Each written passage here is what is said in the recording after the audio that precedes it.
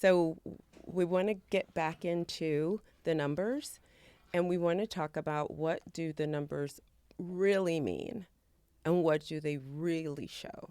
Because when we say, a boycott, there's some people who don't believe that boycotts work or that it accomplished anything.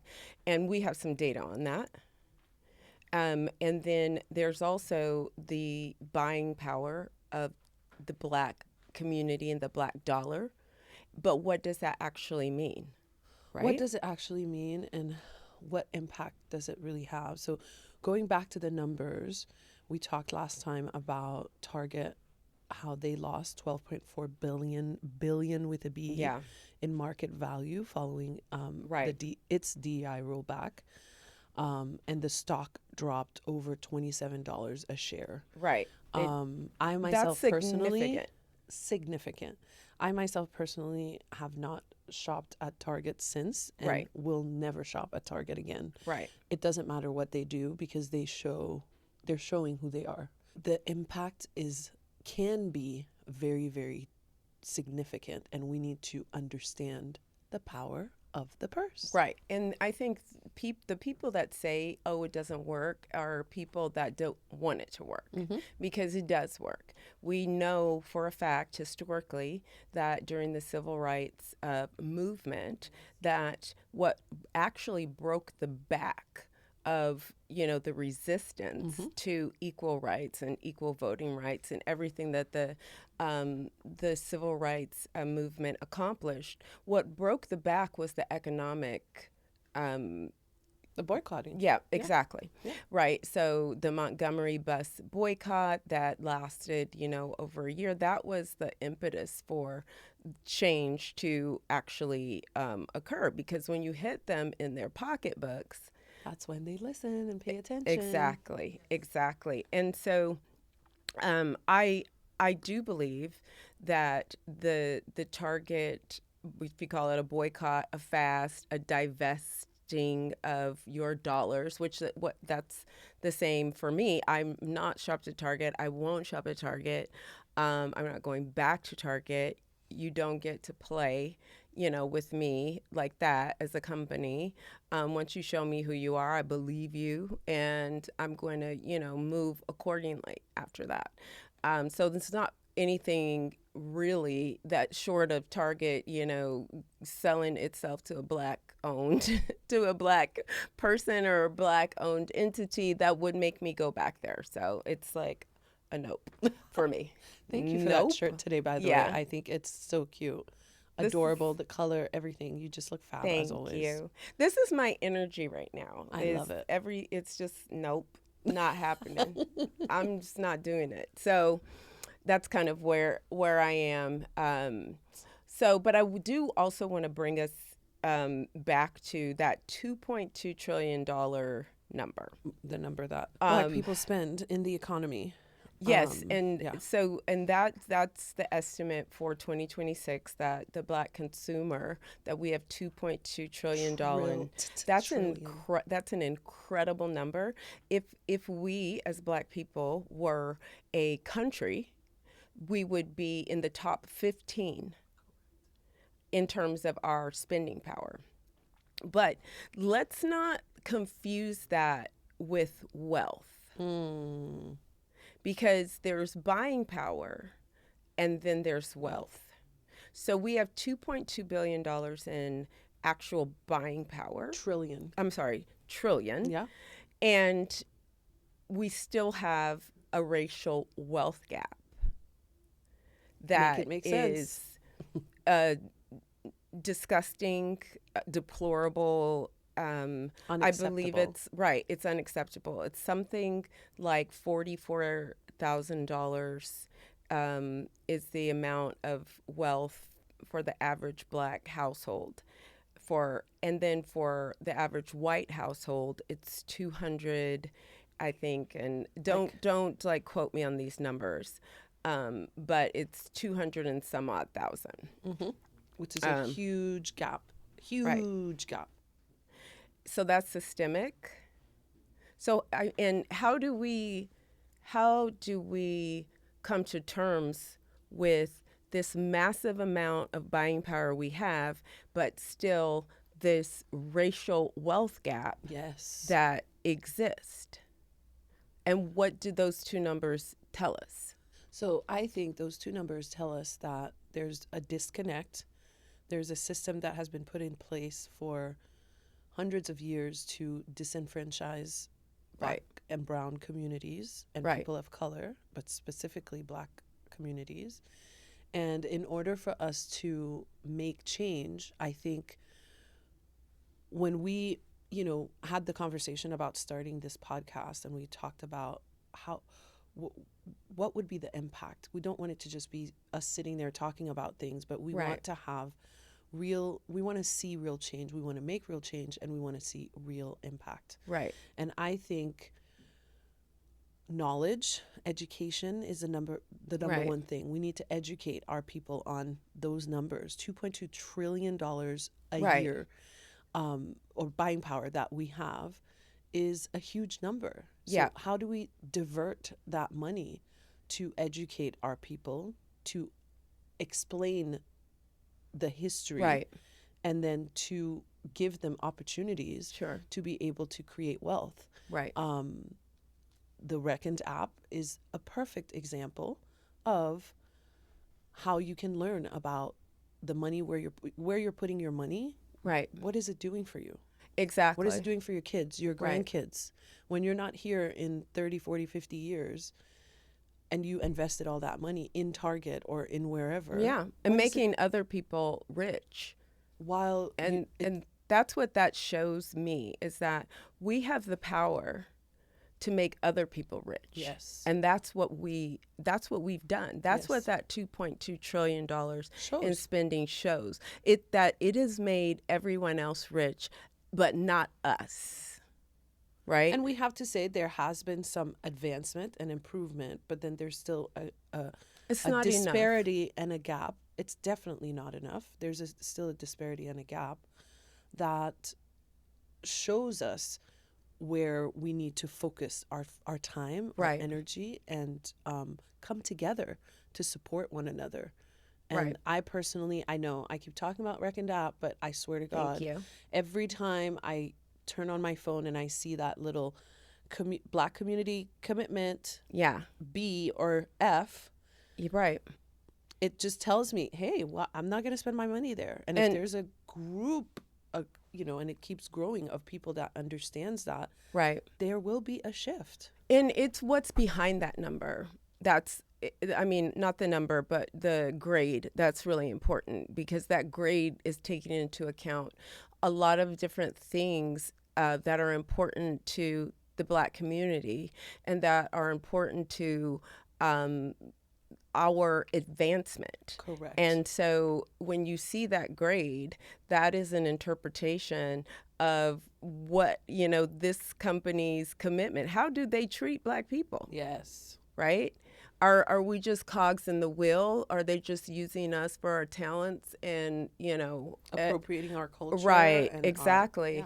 our Or are artistry. they really invested, right? And people will say, and this argument really gets my goat. People will say that, well, they're just corporations. And, they're there to make money. No, absolutely not. Not in America. Nope. Not in America. We should call this episode 2 The Power of the Purse. Nope.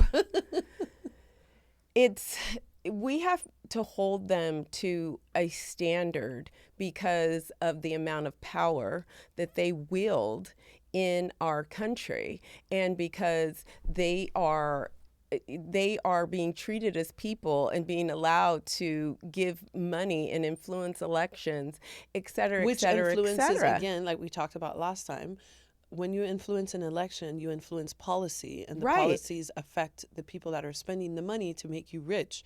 Exactly. And then disenfranchises them, and the opportunities get less and less and less and less. Exactly. And so why on earth would we just absolve these people and absolve these companies, these corporations, and not hold them to a standard? Exactly. I absolutely disagree with that argument. because it just doesn't take into account the reality of how corporations operate in this country. But I wanted to also talk about how we can take this 2.2 trillion and we can utilize it to close the racial wealth gap. 100%. And we could do that by doing one thing. We can redirect our spending to Black-owned businesses. We can start Black-owned businesses. Yes. And then we can support those Black-owned businesses. If we redirected just 3% or 3 to 10% of that $2.2 trillion to Black-owned businesses, that would create 1 million jobs. 1 million jobs. So and that's just, what was the percentage? 3%. 3%.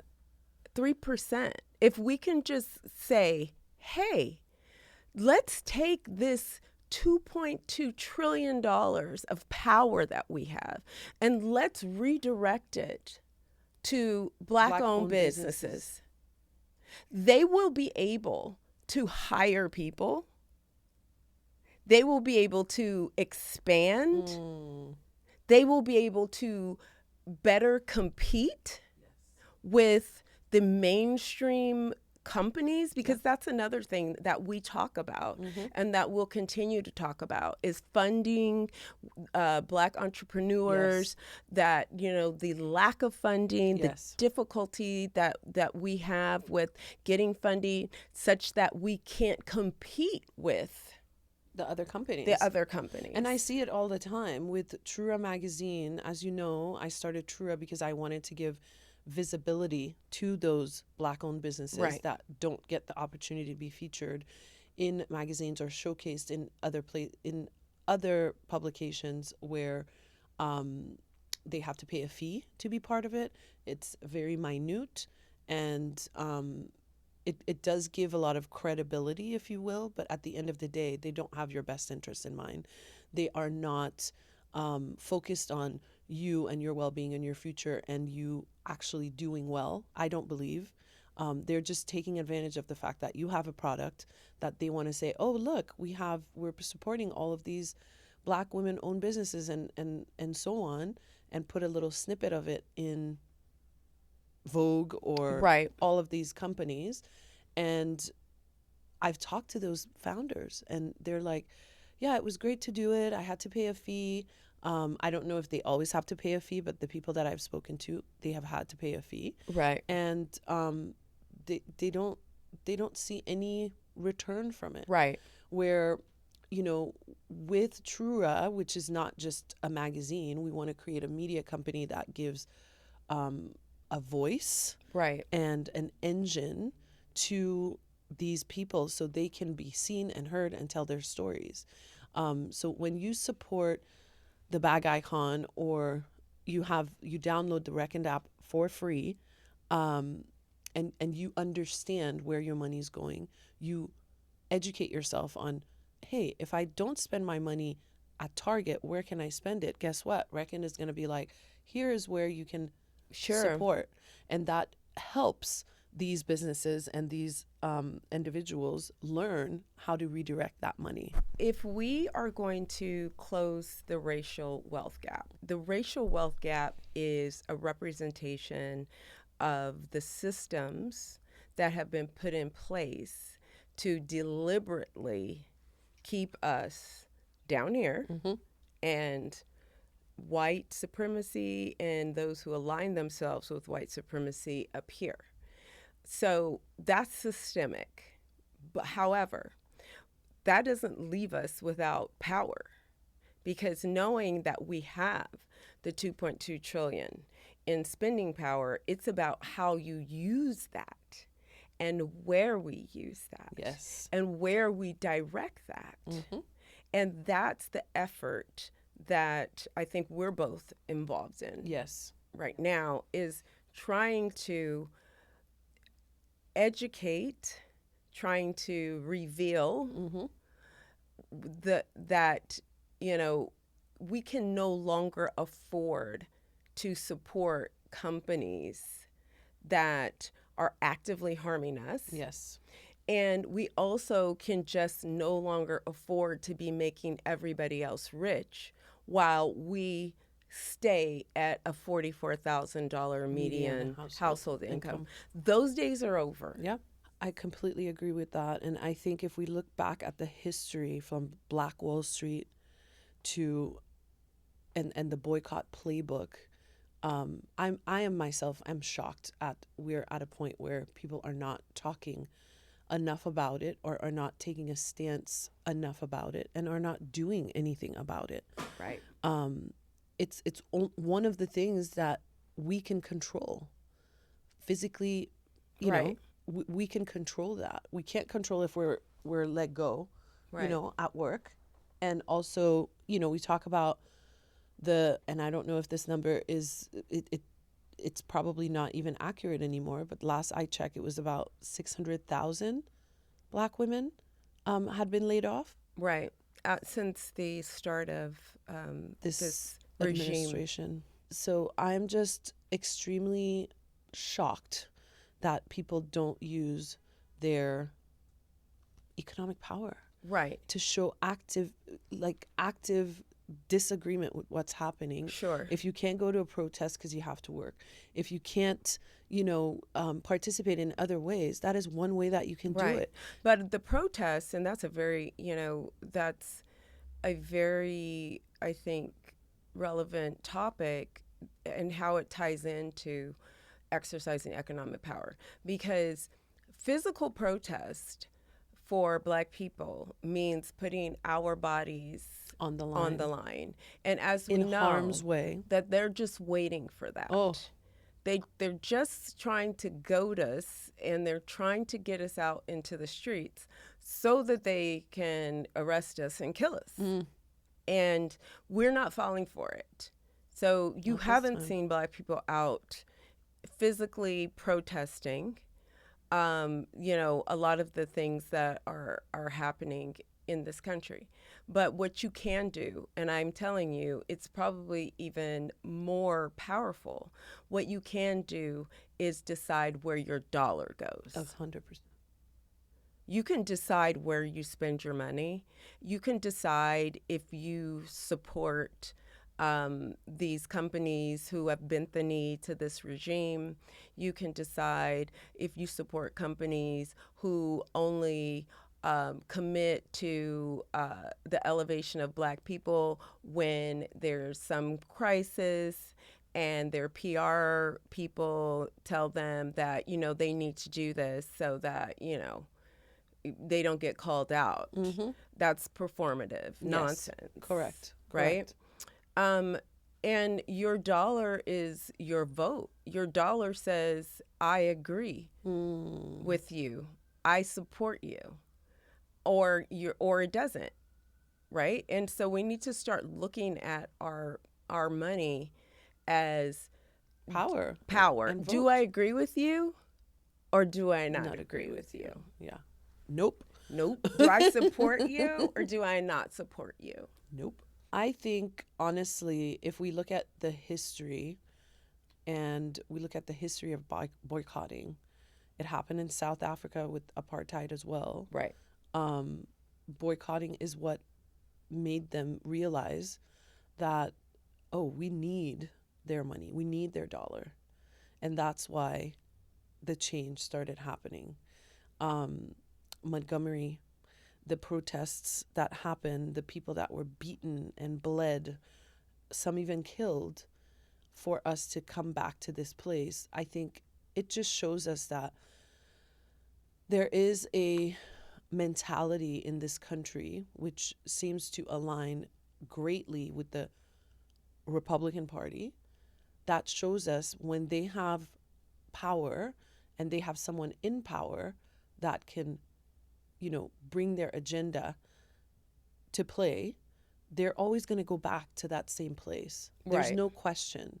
They're always going to want to go back to that same place, which is where they're supreme, we're oppressed, they take, and Right. it's just what it And that, is. right. And they're trying to get us as close back to Jim Crow, and back Jim Crow to 2.0. slavery as they possibly can without having us actually back in chains. I 100%. I completely and wholly, and some people will think I'm, a nut job for saying that, but that is the goal.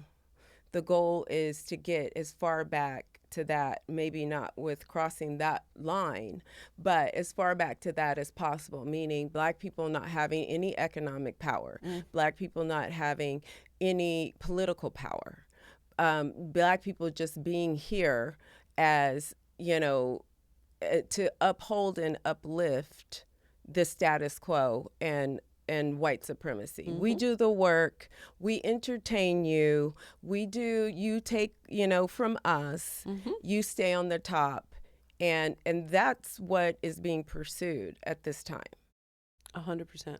And, I wholeheartedly agree as well with the fact that we need to understand when we utilize those $2.2 trillion, whether it's 3%, 10%, I mean, I'd love to see it at 100%, when we reinvest in each other, when we Right. open the door for the person behind us, when we hold, the ladder down, Right. when we don't gatekeep, and Right. we have these amazing conversations and say, hey, here's what I'm trying to do. Oh, how can I support? And actually work together, we see the advancements that we can make. Right. Well, we've done it before. So we've done this before. Yes. We've done this in Tulsa. Yes, I was just going to bring that up. We've done this Black in Wall Street. Yeah, but that was just one of many. Yes. That's the one that now has come to the forefront, Right. Because of the massacre that those folks experienced, which, And the history I'm sure, they're trying to erase. right, exactly.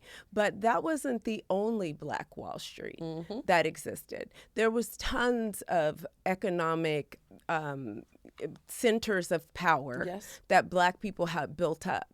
And dang near every single one was burnt down or was taken, eminent domain, all types of different ways that have been utilized to any Take time power. that the Black community comes together and shows unity They and try to strike it shows down. progress. Yeah. It is so threatening to the status quo in this country. It is so threatening to white supremacy that they cannot allow it to exist. Correct. They have to try to tear it down. Yes. But those days are over. Yes, they are. Those days are over. You and I are going to make sure that we don't come back to that, because we are extremely passionate about what we're doing here. And we hope that our audience and, the people that we're giving the platform to give them the visibility, understand what we're trying to do here. We probably talk more about our own story and how we met and why we thought this was important at the time. But it's extremely important, especially now, to understand our power Right. with our dollar and with community. Sure. What that actually looks like, and to actually do it. Right. If we have $2.2 trillion to spend, and we're the ones that spend the most in fashion and beauty and all of these departments or industries, I can show you, thousands of Black-owned businesses that are doing it better than a lot of other companies. And they haven't had the support or the funding or anything. They don't have the capital. They don't have the capital to compete. And, the person with the anti-Black bias will say, well, that's because, they don't, their products aren't as good, or they need more mentoring or more this and that. And we're the most over mentored group of folks as ever existed. Right. But yet and still they can fund, tech bro Joe, who's just got an idea. and not even, it hasn't proven anything, but somehow he can get the funding. Oh, like overnight. And so, no, we're going to call a spade a spade. Correct. And we're not dancing around and doing this, right? Because what's good for the goose is good for the gander. So Joe Blow Tech Bro over here can get, funding millions of dollars on his idea that's probably going to fail, in 2-3 years, right? And we can't get it because, we just need more mentoring and we just need to understand. No. It's bullshit, and that's a cover up for your anti-blackness and your racist attitudes. 100%. And I'm going to call it what it is. And I completely agree with that. I think we also talk about comfort. When we talk about the Montgomery bus boycott and how people had to walk miles and miles to go to work to say, I'm not getting on that bus. Yeah. I'm not paying to get on that bus, to sit in the back for you to disrespect me and spit on me and do whatever. I'm just not getting on the bus. And when they realized that was uncomfortable for us, it's an inconvenience. It's inconvenience to not order from Amazon or not to go to Target. Right. Or not to go to Starbucks. They're also not doing great. No. Check the Reckon app. Yeah. Look, there's a lot of companies who are not doing great. And most of those companies have stuff that you just don't even need. Like, maybe it would be nice to get my overpriced white mocha, whatever, for $8 dang on dollars nowadays. But do I really need that? No, I actually don't. And I just had like an epiphany the other day when I was getting dressed, because I was like, I'm really, not shopping with a lot of companies that I have learned also. I mean, we score over 800 brands. Yes. That's a lot of companies, a lot of them. And a lot of alternatives to those companies. A lot of them are not doing well, okay?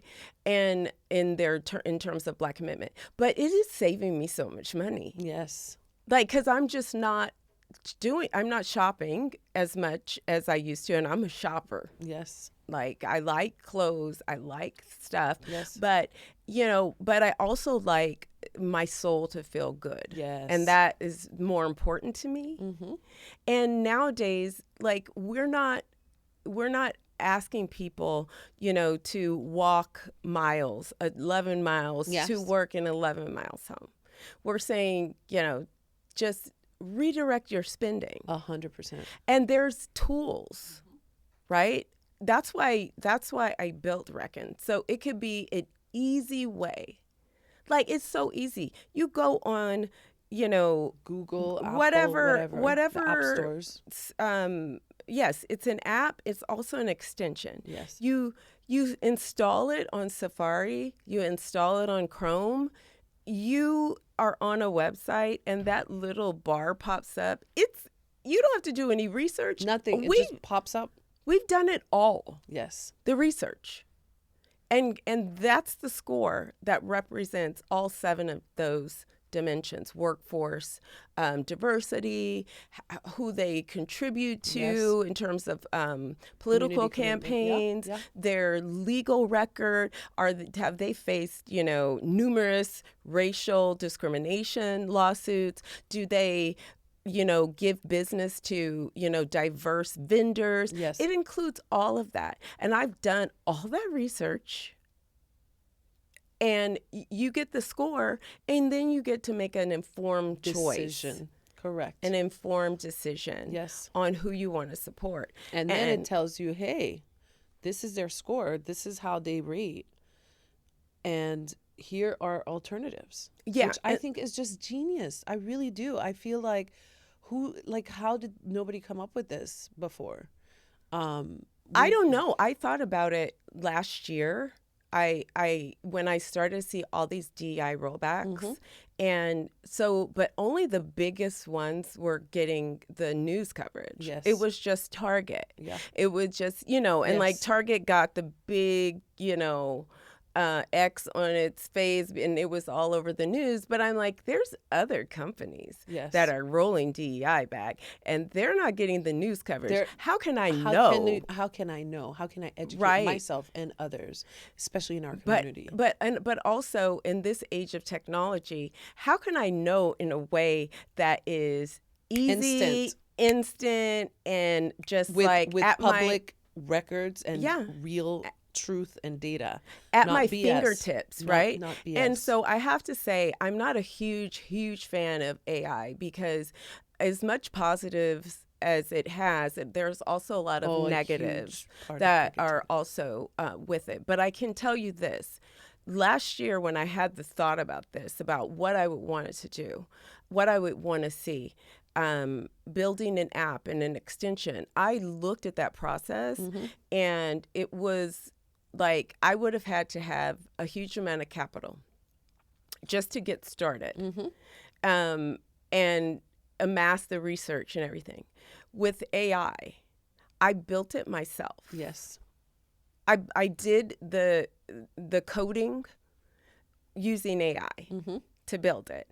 I got it to a certain, because I have the way I see it working was already in my head.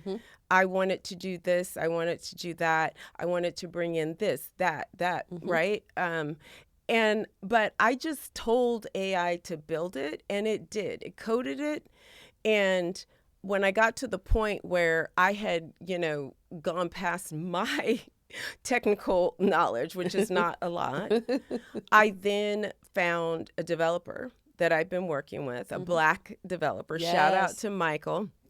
Michael, Go, Michael. who helped to, get it to the finish line. Yes. Get the UI, the user interface, get all of that, like actually to the finish line. And then I was like, wow, what a difference a year just made, because I wasn't able to figure out a way to do that last year. But I was able to do it and launch it in about 2 months Yeah. this year. That's amazing. And I want also us as Black people to be looking for those opportunities. Yes. To be looking for those areas to do things that a year ago, 2 years ago, May have seemed impossible. or just the entry Yes. fee to do it Just looks was like, oh my was God. tens of thousands Yes. of dollars. Yes. And then so you have to go through, well, how do I raise that? Do I have to go into my 401k? Is someone going to give me a loan? Yes. Blah, blah, blah, blah, blah. Right. Just the entry fee is so high. But the entry fee right now, With all the tools, It's- as you're saying, it's, that we have at our disposal, yes. is we have to stop, we have to think, we have to talk to each Yeah. other. Hey, I was thinking of doing that. I don't know how to. Why don't you try this? Why don't you try that? Instead of feeling like we have to compete and gatekeep and I don't want to talk about it and whatever. Call, like, just have a conversation. It's so, we have so many ways to connect with each other. We have our phones, iPads, WhatsApp, Right. messages, phone, DM, blah, blah. And I think we're the least connected than we've ever been I know. in history. It's true, because we're losing some community Yes.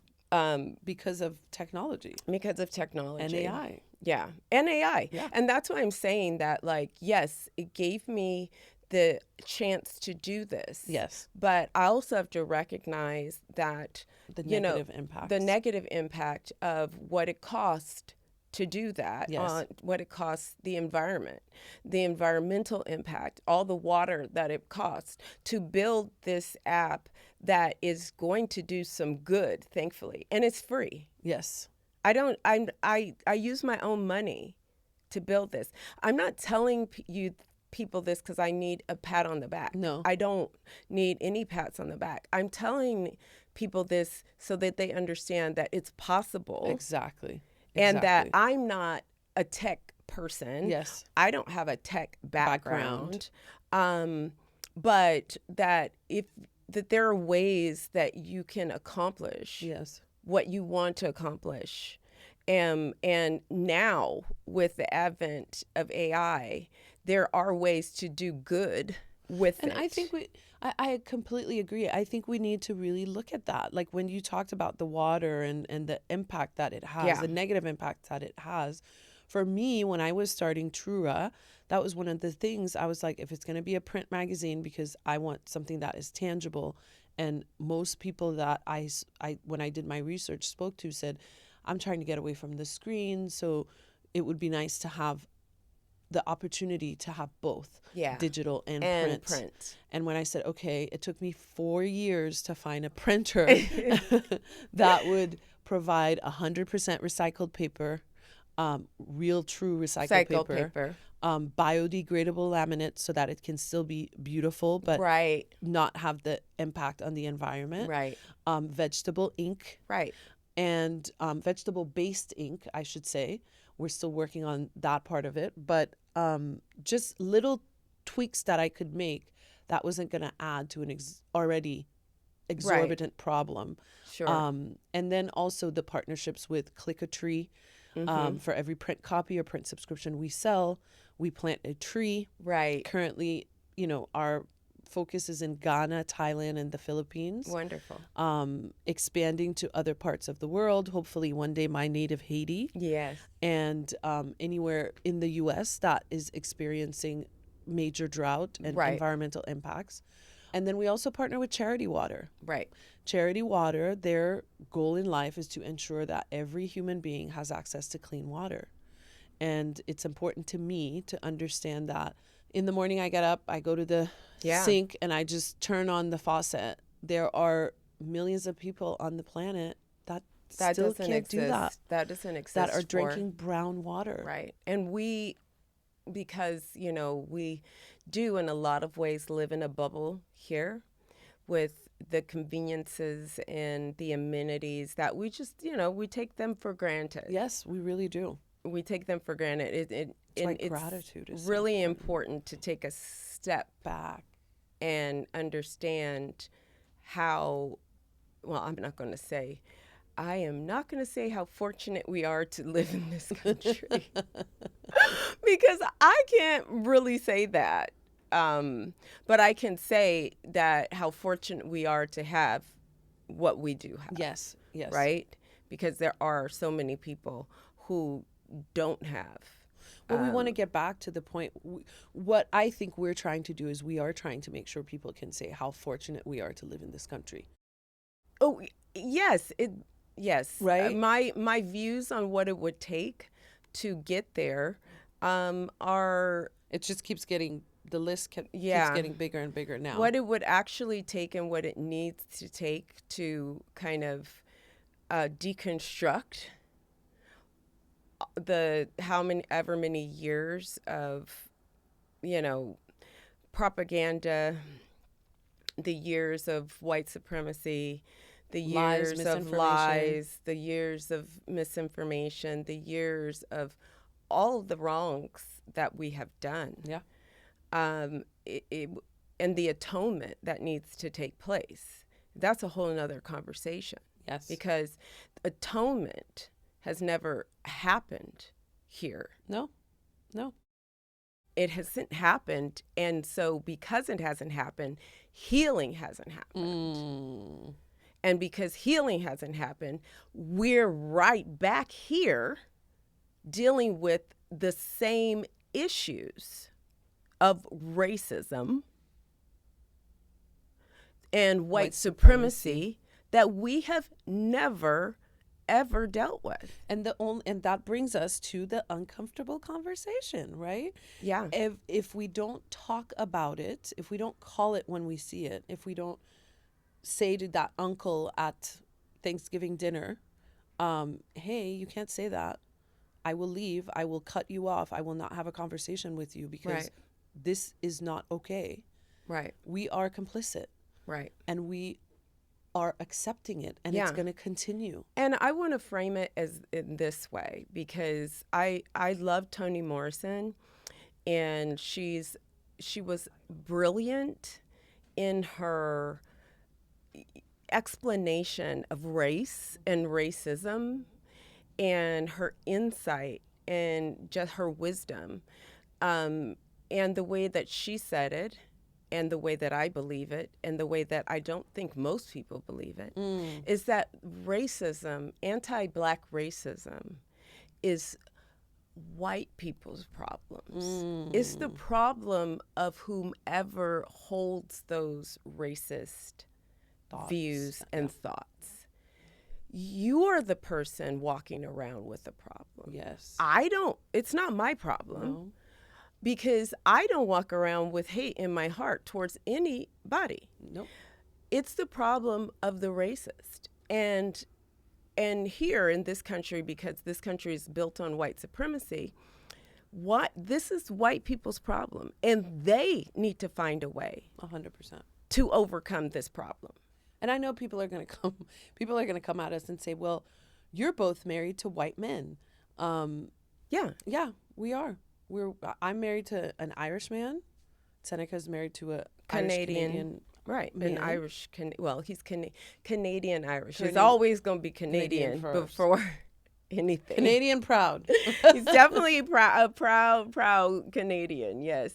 So and I mean that's a whole other conversation that we might have to do another part, because I do understand people that say, you should,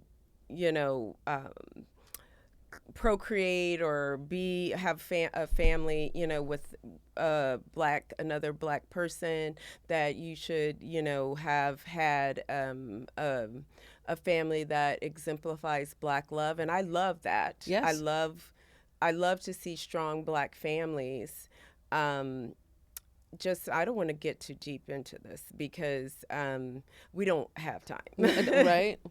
But I think just to see, just to look at somebody and think that you know them and think that you know their story, that you know their history, and that you think that you actually have a right to judge their personal choice without knowing anything about them. And that's my thing. It's like, you don't know me. Right? You don't know I was married to a Black man, right? I was, right? Ryan is my second husband. Was a divorcee. Me too. Really? Yes. I didn't know you were married before. Yes. Before Michael? Yeah. Yes. Yeah. So I was married before. My God. And I was married, and my first husband was Black. And honestly, most of the men that I dated in my life, adult life, all of life when I was allowed to date, were Black men. Yeah. So that, and so like I said, I'm not going to get too much into that because we're talking about the power of the purse. But that's a whole other conversation. Yeah. But it also, I think, is a conversation that we also can have. Yes, I agree. It's not necessarily as important, I think, right now, some of the other issues that we are facing and that we're seeing. Just like to bring up something very recent, which was the call for boycotting or divesting from Asian-owned businesses. Correct. And when I say Asian-owned businesses, I mean businesses that are in communities that are extracting from those communities, because lots of Asian-owned businesses are in Black communities. Yes. And the reason they're in Black communities is because when they came here, when they immigrated here, they weren't allowed into the white communities. Correct. But they were allowed and given loans to go into the Black communities and set up their businesses. And so they have done that, and they have been funded and set up by the people in that community who are Black and brown. But what we have seen, and the impetus for this whole movement, is the fact that we saw a young man, a child, 14 years old, who was shot in the back by an Asian business owner because he believed that this child had stolen water. There's a surveillance video that's out there. You can watch it. The child gave his backpack and put it to the side. He picked up the water, put it back, actually showed his hoodie to them that I don't have anything. I don't have anything. Why should you even have to do that? Right. And that's another thing. Why, when you enter these businesses, they have to follow you everywhere as if you're a thief. Yes. And this is my thing. My thing is that I'm participating in this divestment because I don't feel safe in those spaces. I don't feel like I have to be thinking like, oh gosh, they think I'm stealing something if I pick something up, that I'm being followed around in this store. And this isn't the first time that this happened, that somebody was killed. There's Latasha Harlins, where this happened in Los Angeles, where, she was killed over a can of soda. And so I don't feel safe in a space where you hate me for the color of my skin, which is already something illogical. Yes. And you think that an appropriate response to, even if someone stole something, is to shoot them in the back. To kill them, to take life away from them. It's just absolutely baffling to me. Yeah. And so until the Asian community deals with the anti-Blackness that is present in its community. In its mindset. Right. Because you came here, I'm not saying this is all Asian people. I'm talking as a group, immigrated here, but aligned yourself with white supremacy and fell in line with this myth of the model minority, and then fell in line with those Black people are down here and we're up here. Right? And so for me, it's not a boycott. It's a divestment, and it's a redirection of spending to support Black-owned businesses. Correct. Because I don't see the reciprocity. No, there's no reciprocity. I don't see Asian people that are like, oh, look, let me go and support, this Black-owned business, and let me go and shop at their stores and shop at and go get their nails done at their salons. I don't see any sponsorships of, the neighborhood baseball team. I don't see any community investment. I see people who immigrated here, come here, set up their businesses, extract from that community, and then go back to their community and spend that money that they've extracted with their community. 100%. And we're waking up to that. Yes, I believe we are. And it's not to say, again, that all Asian people or all Black people or all brown people, we're not, saying that every single Asian person has that reaction, because I know Asian people that are very much supportive of, Black communities and Black, spend money with Black founders and Black businesses. It's not on a large scale. But it's a majority. Yeah. The majority. It's just not on a large scale. 100%. I mean, because I can say, like I said, I take everybody as they come. Yes. I don't walk around with hate in my heart for anybody. Correct. So that means that I have friends from every group, religion, background, right? But I'm talking about something that I see that is systemic. Oh, yeah. And I'm pointing out something that exists not just here in California. This is existing all over the United States. 100%. Right? So we know that the beauty supplies, the nail shops, the liquor stores, all in the Black communities, a lot of them are Asian owned. That's a fact. Yeah. I'm not making that up. Those are facts. Right. Absolutely. And it may not be the experience of every single Black person that they have a negative experience in those stores. Yeah. Right? But I can speak for myself. I've been in many of those stores. And I think, again, when you say, when we talk about systemic, there are systems in place that predominantly disenfranchise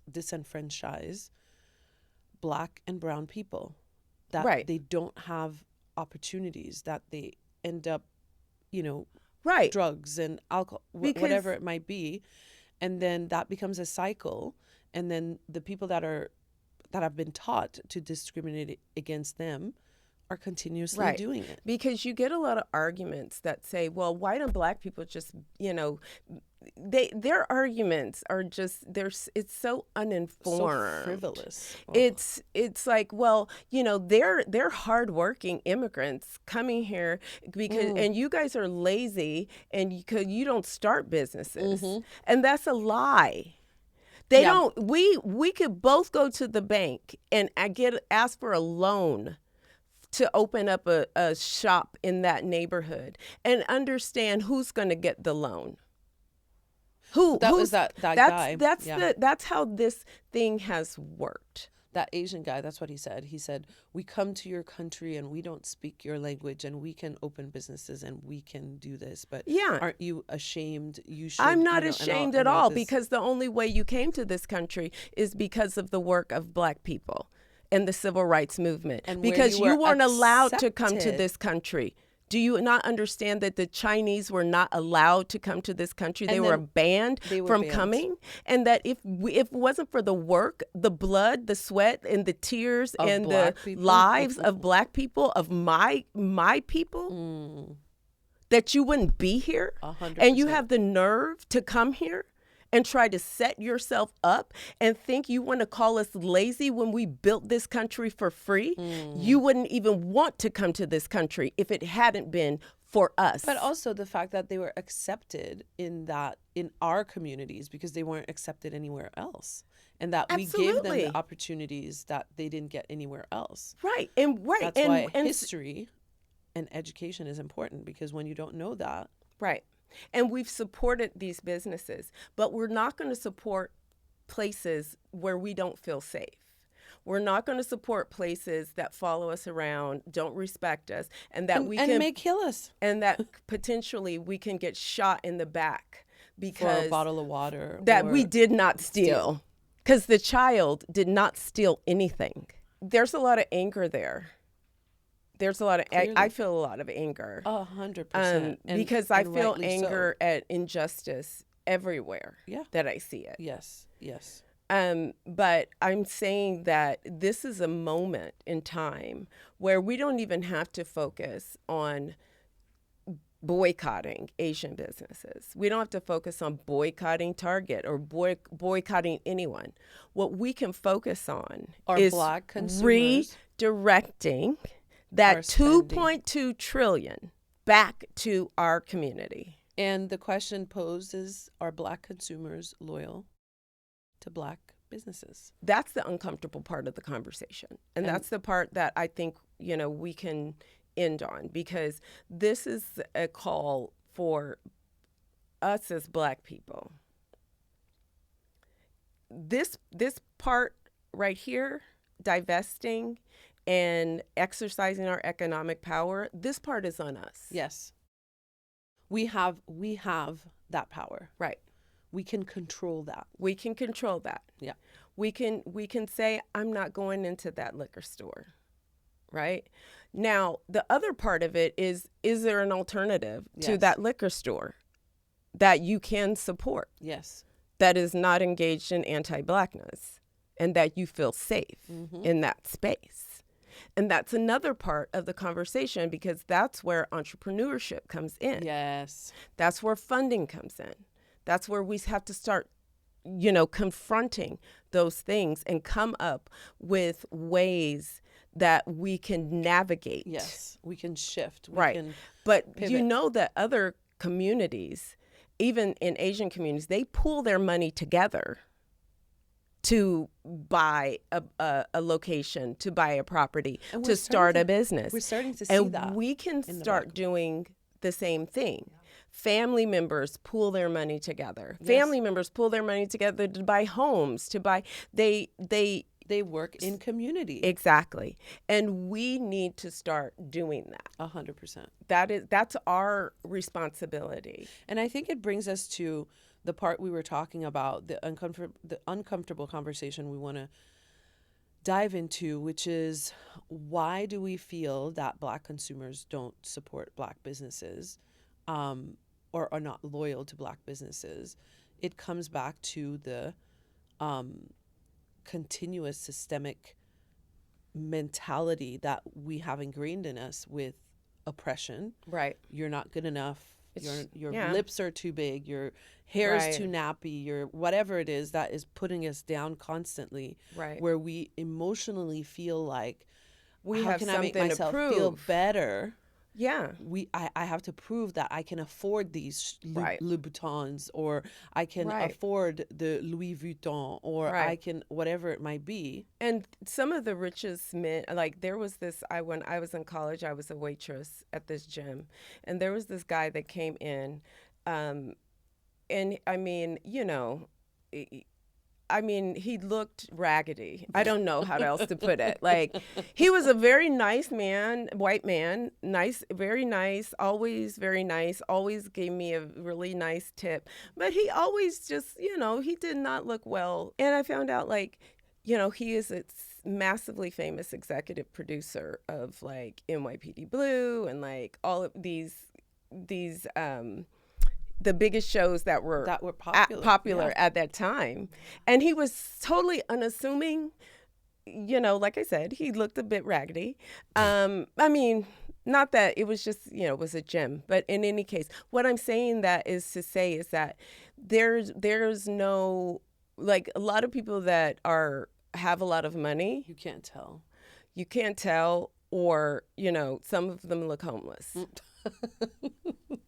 A lot of them look homeless. But they don't have anything to prove. They don't. And they that's don't have the point. to walk around in black skin where you're constantly judged. From the moment you appear anywhere, because that's the first thing they see. Right. And yeah. I think that's something that our Black communities also need to reckon with, their mental health and understanding that they are worthy, they are beautiful, they are powerful, right, and they can do anything. Yes. If we start from there and then understand where we can divert our money to, right, we will start seeing these shifts. Yeah. And I can tell you right now, it's starting. It's happening. It's really happening. It is. I can see it as well. And it's just kind of throwing off these expectations of, of trying to prove, for me, and I know this for a fact, it doesn't matter how educated I am, I'm generally, when I'm in a room, I'm the most educated person in the room. You don't have to say it. In most rooms. Mm-hmm. Even in corporate America, in wherever I am. But it doesn't matter. It doesn't matter. Because they don't see that. All they see is a black woman. It doesn't matter. Yeah. Right? And so it doesn't matter how, much that you want to, show the world, how valuable you are. The problem lies not with you. It lies with that person. Correct. And the system that us and our ancestors have been trying to dismantle for generations and generations. And it's not going to change if we don't take a stand and if we don't change. There are people, let me just give you an example. There are people who have 2 teeth and live in a trailer and have never graduated from high school who think because they are white that they are superior to you and I. Yeah. And so let that sink in and make that make sense. And that is the reason why we have a current administration that is dismantling every single civil right, every single law, everything that has been put in place to help get us out of this system that was built to make sure we didn't succeed. Right. Yeah. So we need to first understand that. We need to then understand our worthiness. Yes. And then we need to divert our money to our brothers and sisters and allies that actually do support us and want to see us succeed. Right. Instead of just saying, oh, I'm going to buy this bag. I can afford it now and it's so great. You have the right to do that. Absolutely. But understand what that Right. means. And I'm not saying, walk around raggedy. Like, this is not my, nope, nope. I'm not No, saying not that raggedy. No. at all, right? I mean, I'm, I try to present myself, the way that I feel about myself, Yes. which is good. Yes. Like, I Yes. feel good about myself. So that's why I want to look nice. And so nobody's saying you got to walk around raggedy. No one's saying that you can't have nice things. But what I do want to address is that a lot of times there's this thought in the Black community that we don't have products that can stand up to the mainstream products. 100%. And me as a business owner of, the Bag Icon, and I have, accessible luxury handbags. Mm-hmm. I can Beautiful. I will put my bags up against any mainstream brand. But the difference is I'm not marking those bags up 20 and 30 times. 3,000%. I'm trying to be fair with, with my product. Mm-hmm. And ask for a fair price, 100%. not a price that is egregious.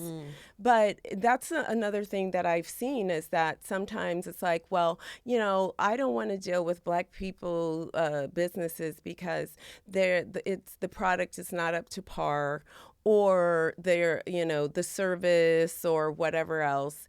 And I just have to say, it's like, do you stop going to other mainstream companies? No, you give them another chance. Yes. Now, on the flip side of that, I will say, as a Black person, for me, in the way that I was raised that my heritage is excellence. That's what I inherited. Yes. I've inherited Yes. excellence. Yes. And so that's how I operate. And that's what I want every Black person to know and understand, that you have inherited excellence. Yes. That is your heritage, Yes. and it's your birthright. And so when you go out there and you start your businesses and you're offering a service, operate in excellence, Yes. right? Yes. So for me, there's a couple of things you can never outdo me on. You can never outdo me on customer service. Nobody can. Not Louis Vuitton, not anybody else. I treat my customers like gold because I value them. Yes.